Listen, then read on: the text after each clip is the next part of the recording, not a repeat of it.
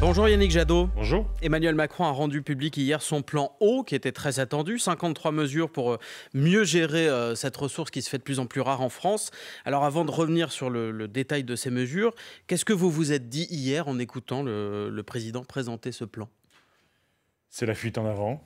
En fait, ce n'est pas un plan de sobriété pour l'eau, c'est un plan qui maintient l'ébriété dans la consommation de l'eau dans notre pays. On va faire avec l'eau comme on a fait avec l'énergie pour l'hiver dernier. C'est-à-dire qu'à la fois, on met beaucoup la pression sur les Françaises et les Français. Tant mieux si chacune chez soi, on réduit notre consommation d'eau. On a tous des efforts à faire et c'est tant mieux. Mais tout ce qui touche à les grosses consommations d'eau, notamment l'agriculture, est complètement laissé à part. Et vous avez en même temps, c'est incroyable ce gouvernement et ce président de la République, en même temps que le président de la République dit il faut faire des efforts. Sur l'agriculture, on ne va rien demander, mais on leur demandera quand même de faire des efforts sur les pesticides. Vous avez le ministre de l'Agriculture qui va à la FNSEA, qui est le syndicat qui défend aussi une forte ébriété en eau, une forte surconsommation d'eau, et qui dit on a gagné, vous n'aurez rien à faire, vous consommez 60% de l'eau dans notre pays, plus de 80% l'été, vous n'aurez rien à faire. Et pire, au moment où le président de la République dit « mais ils feront quand même des efforts sur les pesticides », vous avez le ministre de l'Agriculture qui dit un herbicide, le S-métallochlore, peu importe, qui aujourd'hui est une saloperie pour les nappes phréatiques, considéré comme cancérigène. Il dit on va revenir sur la décision de l'Agence française de sécurité sanitaire et de l'environnement. On va revenir sur l'agriculture dans le détail. Donc c'est affligeant. Mais Yannick Jadot, pour bien comprendre, vous ne faites pas partie de ceux qui disent il y a une prise de conscience, on va dans le bon sens. Il y a une prise de conscience des Françaises et des Français mais qui pas est d'Emmanuel incontestable. Ah non. Ce que fait Emmanuel Macron, on l'a dit, sobriété énergétique. Il a dit aux Françaises et aux Français, faites des économies chez vous. Encore une fois, on a tous des gestes à faire, tant mieux. Mais globalement, ils ont dit, il faut des cols roulés. Mettez des cols roulés. Aussi à l'ensemble des secteurs, là, dans le cas de l'eau, on va faire comme sur l'énergie. Présentez-nous des propositions. Ah mais voilà, c'est toujours les démarches volontaires. Mais ça fait 30 ans que ce signal est envoyé. Moi, j'ai fait le Grenelle de l'environnement, vous vous souvenez, cette grande messe sous Sarkozy, en 2007, l'accord avec tous les forces vives du pays, y compris les agriculteurs. Les agriculteurs, c'est de réduire de 50% l'utilisation des pesticides à l'horizon 2020. On a augmenté de 20%.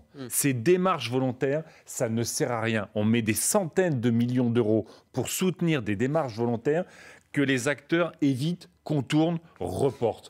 On a 32 jours sans pluie cet hiver. On a une vingtaine de départements qui sont déjà en vigilance sécheresse à l'époque où toutes les nappes phréatiques devraient être rechargées. On a des risques de sécheresse majeurs pour l'été prochain. Et on a un président de la République qui dit aux agriculteurs vous pouvez continuer à surconsommer. On va revenir sur l'agriculture, mais vraiment en détail. Pour commencer, je voulais qu'on s'arrête sur un point dans les grands volets de ce plan. Donc, il y a la sobriété, il y a la réutilisation des eaux en général, les eaux grises, les eaux usées. Tant mieux, on peut rattraper nos voisins européens, on est très en retard. Et puis, il y a la tarification progressive de l'eau. Donc, le principe, c'est la consommation de base, les premiers litres d'eau à prix modéré, et puis la consommation de confort pour ceux qui consomment beaucoup plus parce qu'ils ont une voiture à laver, un jardin éventuellement à arroser. Eh bien, les mètres cubes supplémentaires coûtent beaucoup plus cher. Vous, pendant la présidentielle, ça va dans le bon sens. Vous proposiez une tarification sociale. Pas progressive. Est-ce que c'est la même chose ou est-ce que c'est pas tout à fait la même chose ? Oui, bien sûr. En fait, c'est de dire, c'est ce que certaines villes font. Notamment des villes écologistes ? Des villes écologistes. Il y a Dunkerque qui fait ça depuis une dizaine d'années. C'est-à-dire qu'en fait, sous 80 mètres cubes d'eau consommée, c'est un prix très bas. Entre 80 mètres cubes et 200 mètres cubes, on parle d'une famille, c'est un prix modéré et au-delà, vous payez plus cher. Donc au fond, c'est d'abord une tarification sociale Parce que ce qui a marché à Dunkerque, notamment en matière de baisse de consommation de l'eau, c'est parce que aussi la commune a envoyé à toutes les familles des économiseurs d'eau à installer chez soi. Donc, qu'on fasse de la tarification sociale, c'est ce que nous portons sur l'eau, sur l'énergie, sur un certain nombre de sujets ou de besoins absolument essentiels pour les familles. Mais ça n'est pas le facteur qui nous permettra de réduire profondément notre consommation d'eau. Bien sûr, investir sur les fuites. Ça fait longtemps que les réseaux, malheureusement, sont laissés à l'abandon. Mais mettre de côté le secteur qui, l'été, consomme 80% de l'eau, c'est quand même un déni absolu de réalité. Ouais. Vous parlez encore de l'agriculture. Ben oui, parce que quand on parle de l'eau, l'été, là où ça va manquer le plus... c'est le maïs qui a le plus besoin d'eau, effectivement. C'est le maïs qui a le plus besoin d'eau. Il faut rappeler, parce que moi, je suis absolument affligé par les discours du ministre de l'Agriculture. Sur votre plateau, comme dans d'autres médias, il porte des discours de climato-sceptiques.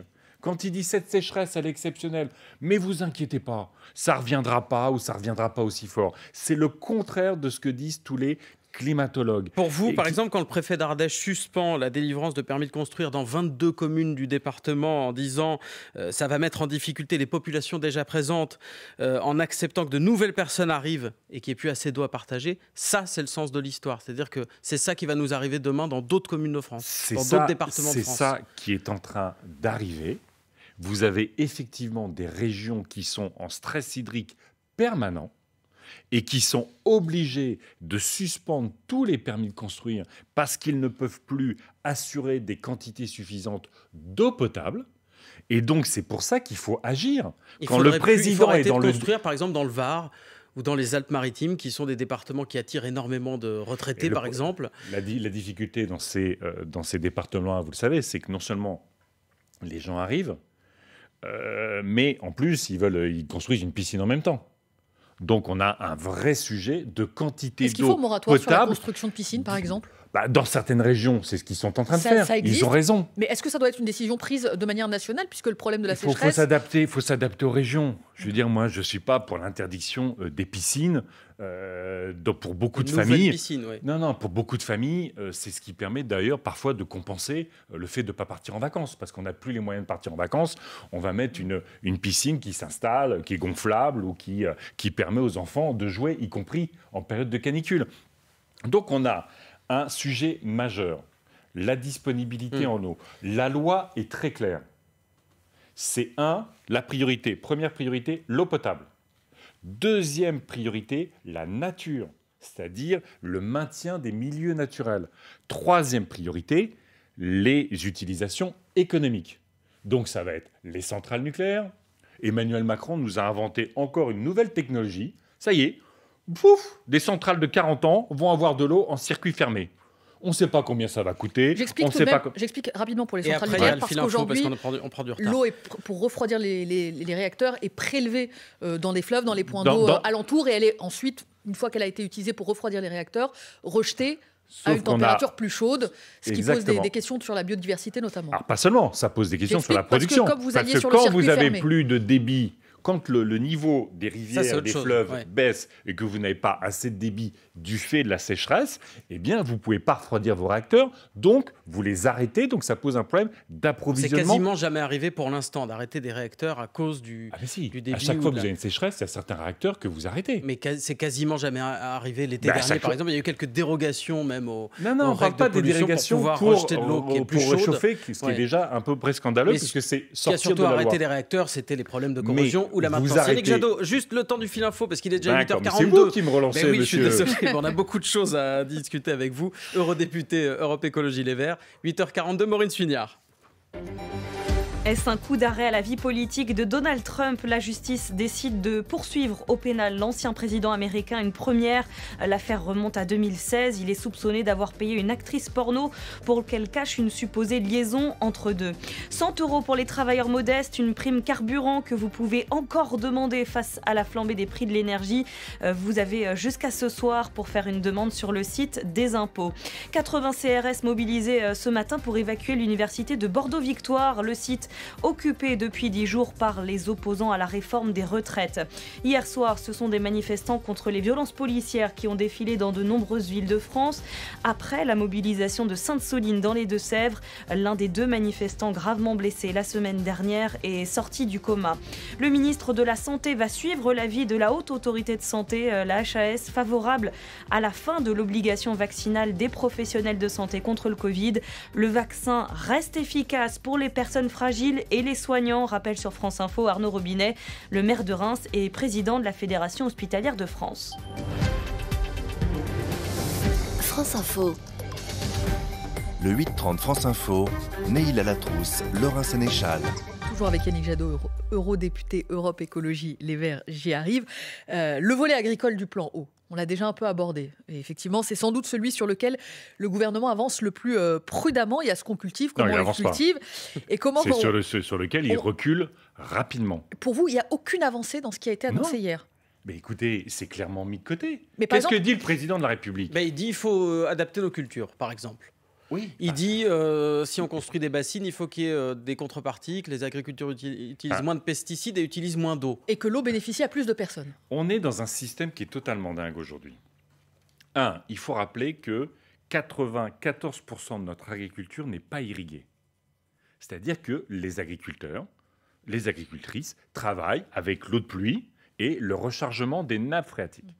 Le rechargement des nappes phréatiques est mis en cause par la construction des bassines, puisque ces bassines vont aller pomper l'eau dans les nappes phréatiques de régions qui sont en déficit. On va en parler, mais l'idée, c'est qu'elles en pompent l'hiver, au moment où il y a un trop-plein d'eau, et qu'ensuite on utilise les... C'est l'idée. D'ailleurs, c'est assez extraordinaire. Ouais. Dans ce programme qu'annonce le président Macron, il met quelques dizaines, voire centaines de millions d'euros sur la table.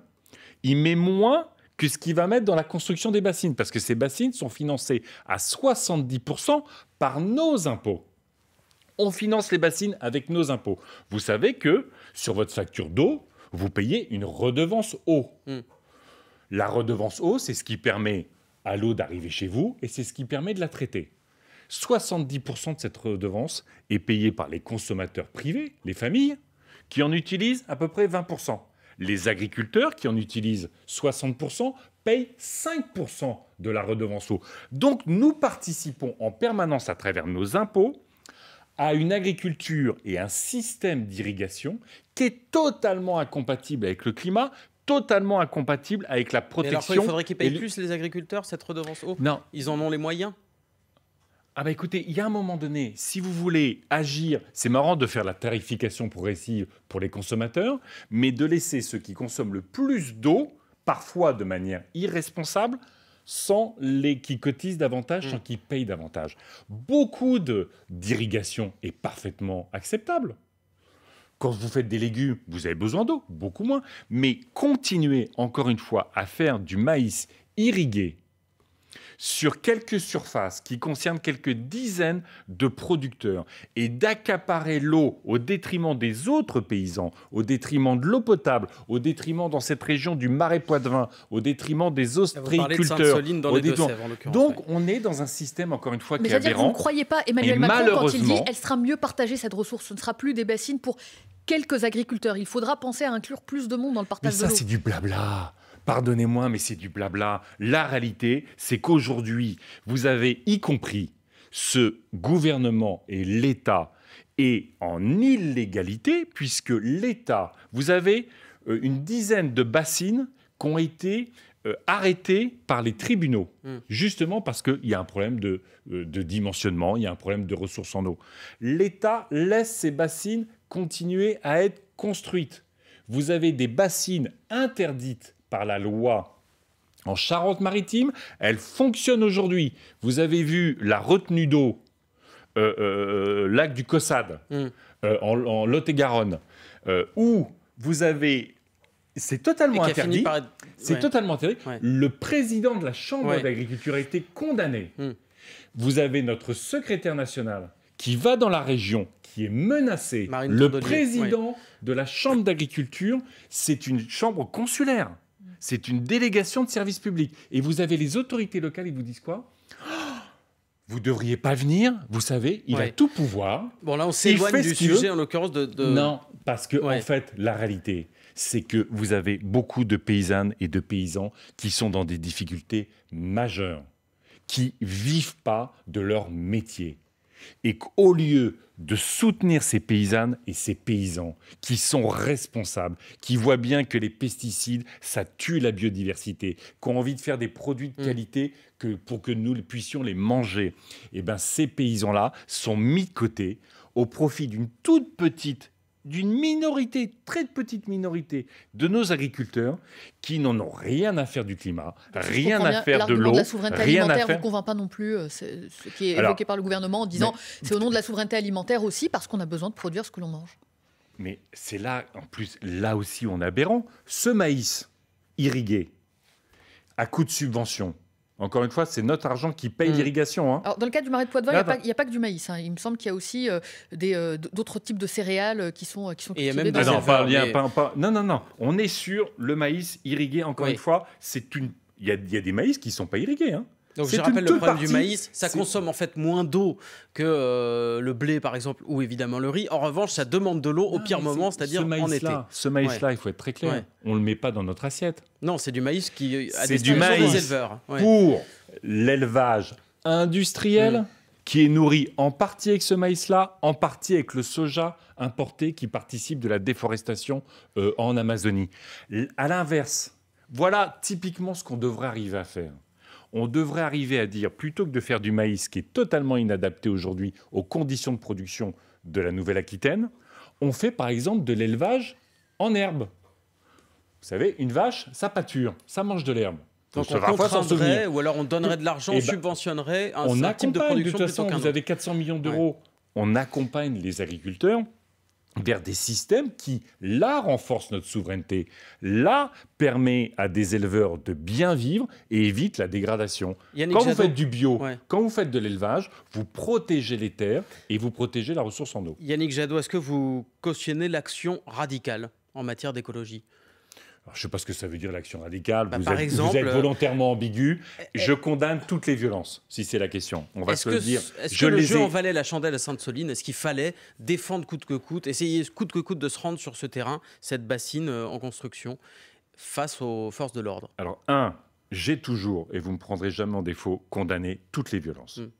Deuxièmement, je veux dire ma peine, ma sympathie pour toutes les victimes des violences, côté policier comme côté manifestant. Troisièmement, dans ce pays, on doit réaffirmer le droit de manifester. Manifester n'est pas une menace. Vous avez, y compris de la quand part on arrive avec des cocktails Molotov. J'arrive. Y compris de la part de ce gouvernement qui considère aujourd'hui que manifester est une menace. Quand vous avez un gouvernement, vous avez le président de la République, il a parlé de guerre hier. Des milliers de gens étaient simplement venus pour faire la guerre, dit-il. Il a parlé de guerre hier. Dans différentes interventions, quand il a fait son fameux 13h sur TF1 et France 2 pour parler du mouvement social, il a parlé de factieux. Il avait parlé avant de foule pour parler du mouvement social. Vous avez un ministre de l'Intérieur qui parle de terroristes. D'éco-terroristes même. D'éco-terroristes, en oubliant que notre pays a quand même été sérieusement victime du terrorisme, qui est une insulte aux victimes du terrorisme. Ce que je veux dire, c'est qu'il y a de la part de ce gouvernement la volonté, et c'est ce que dit le rapporteur des Nations Unies, qui se penche sur la France. Il dit qu'il y a l'organisation par l'État, par le gouvernement et le président de la République de contextes de violence. Mais il n'y avait pas de factieux violents à Sainte-Soline. Mais moi, je les condamne. Et comment on fait face aux factieux violents ? Mais quand vous avez un trou, c'est un terrain au milieu des champs avec un trou. S'il n'y avait pas eu la volonté d'organiser l'affrontement par le ministre de l'Intérieur, pendant une semaine, il a dit ils auraient ça va être grave. Ils auraient démonté les installations. 5 millions l'opération de maintien de l'ordre, avec des blessés et peut-être des morts demain. Franchement, est-ce qu'on avait besoin de ça pour défendre des projets qui sont aberrants ? Je le répète, on a mis... Moi, j'en veux pas aux policiers. Les policiers, ils agissent sur ordre. Il y en a quelques-uns qu'il faut sanctionner. Mais la grande majorité est mise en danger. Est mise en danger parce que vous avez une chaîne de commandement avec à sa tête le président Macron et un ministre de l'Intérieur qui veulent embraser notre pays. Yannick Jadot, 8h52, c'est le fil info, Maureen Suinière. L'inflation ralentit au mois de mars, 5,6% sur un an selon l'INSEE, qui indique par ailleurs que les prix alimentaires continuent de grimper, plus 15,8% sur un an au mois de mars. Au lendemain de la présentation par le président du plan eau pour préserver la ressource, l'eurodéputé Yannick Jadot dénonce une fuite en avant. L'élu Europe Écologie Les Verts estime que la pression est mise sur les Français, mais pas les professionnels, notamment les agriculteurs, gros consommateurs d'eau. Washington se dit extrêmement préoccupé et juge ridicule les accusations de la Russie. Un journaliste américain arrêté en Russie vient de passer sa première nuit en prison. Il est accusé d'espionnage par Moscou. Prudence dans les départements de la Manche et du Pas-de-Calais, des rafales pouvant atteindre 120 km/h. Vigilance orange au vent violent en cours aujourd'hui. Plus de Françaises en Ligue des champions de football. Le PSG éliminé par Wolfsburg. Les tenantes du titre, les Lyonnaises, quittent aussi la compétition en 8e de finale. Et ce soir à 21h en Ligue 1 chez les hommes, l'OM affronte Montpellier et va tenter de rester le dauphin du Paris Saint-Germain. France Info. Le 8-30 France Info, Neil Alatrousse, Laurent Sénéchal. Toujours avec Yannick Jadot, eurodéputé Europe Écologie Les Verts. On parlait des violences à Sainte-Soline. Vous avez accusé, juste avant le fil info, le gouvernement, la chaîne de commandement, dites-vous. Est-ce que vous appelez Gérald Darmanin à démissionner ? Oui, on a, si vous voulez, la stratégie d'affrontement, d'embrasement, elle est organisée au plus haut sommet de l'État. C'est une volonté du président de la République de considérer qu'en fait, on est dans un moment de guerre civile et qu'à un moment donné, il espère en récupérer le bénéfice politique avec une logique de loi et d'ordre. Et vous avez des syndicats de police c'est qui disent... du cynisme politique. Vous avez des syndicats de police qui disent aujourd'hui, ça n'est pas à nous, par le maintien de l'ordre, de régler un problème politique et une crise sociale. Et c'est le départ de Gérald Darmanin qui règle la situation. Vous avez une approche qui n'est plus républicaine dans notre pays du maintien de l'ordre. Mais donc le ministre de l'Intérieur est un exécutant de la volonté du président de la République. Mais quand vous avez un ministre de l'Intérieur qui ment ouvertement devant les Françaises et les Français, qui ment devant la représentation nationale, à l'Assemblée nationale et au Sénat, on a un problème majeur de crédibilité et de légitimité politique. Donc oui, Gérald Darmanin doit quitter ses fonctions parce qu'il n'est pas à la hauteur de la crédibilité que doit avoir un ministre de l'Intérieur pour garantir les libertés publiques dans notre pays, y compris le droit de manifester. Il a menti notamment sur l'usage de LBD sur les quads. Il a menti sur l'usage de LBD, il a menti sur les armes de guerre, il a menti sur la Bravem, il a menti, il vient de se faire reprendre par le Conseil d'État parce qu'il avait annoncé que participer à une manifestation interdite était un délit. C'est faux. Donc il est dans le mensonge permanent. C'est inacceptable en République. Et je précise qu'il sera auditionné mercredi par l'Assemblée nationale sur les techniques de maintien de l'ordre et pour s'expliquer sur les contradictions et les mensonges, dites-vous. Conseil de l'Europe, Amnesty International, la défenseuse des droits. Tout le monde condamne la France aujourd'hui sur son maintien de l'ordre qui n'est plus républicain. Yannick Jadot, je rappelle, donc vous êtes eurodéputé. Un compromis a été trouvé cette semaine entre la Commission européenne et l'Allemagne sur l'interdiction de vendre des voitures neuves équipées de moteurs thermiques à partir de 2035. Ce compromis, c'est qu'il y aura finalement une dérogation pour les e-carburants, les carburants de synthèse. Est-ce que ça vous convient ? Est-ce que finalement ça ne remet pas en cause la fin du moteur thermique ou en tout cas l'objectif d'avoir des véhicules qui émettent moins de gaz à effet de serre ? On va se battre contre cette dérogation parce que, c'est une dérogation... C'est pas pour les automobilistes normaux. C'est pour les constructeurs. C'est Porsche qui demande ça et Ferrari. Donc, c'est des gens qui sont prêts à payer 5-10 fois le prix du carburant pour conserver un moteur thermique. Mais le problème, c'est ça pas... remet en cause tout.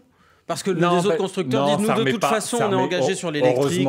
Heureusement, le signal est envoyé, il est clair. Ce que ça remet en cause, c'est que, en fait, ces carburants de synthèse, ils fonctionnent dans des moteurs thermiques classiques. Donc, ça peut, au fond, ils pourront aussi utiliser du diesel, ces moteurs thermiques. Donc, pour une petite minorité de privilégiés, on maintient la perspective du moteur thermique. Et vous savez, je viens d'être désigné rapporteur du Parlement européen sur le CO2 et la pollution des camions. Eh ben, on va se battre aussi pour que nos camions, nos bus, nos cars passent au tout électrique, qu'on sorte des carburants fossiles, c'est aussi la survie de l'humanité qui en dépend. Yannick Jadot, Emmanuel Macron avait promis pendant la présidentielle des voitures électriques en leasing, donc en location à 100 € par mois. Ça prend du temps parce qu'il faut d'abord s'assurer qu'il y a bien une filière industrielle européenne et française, dit Pascal Canfin, ancien écologiste, aujourd'hui Renaissance. Vous comprenez qu'il faille un temps pour favoriser la filière française? C'est moi qui défends au Parlement européen ce qu'on appelle la préférence géographique pour nos marchés publics. Ce que les Américains, vous avez vu avec leur grand plan de relance, ils vont mettre 370 milliards de dollars dans la transition climatique. Ouais. Ils sont en retard sur nous sur le climat. Mais ils veulent gagner la bataille économique autour de la transition climatique. Je n'accepte pas ça. Moi, je veux que dans nos marchés publics, on favorise les boîtes européennes. Je veux que dans nos cantines... c'est ce que demande aussi le gouvernement. Non, je suis désolé, il ne le fait pas à Bruxelles. Il ne le fait pas à Bruxelles.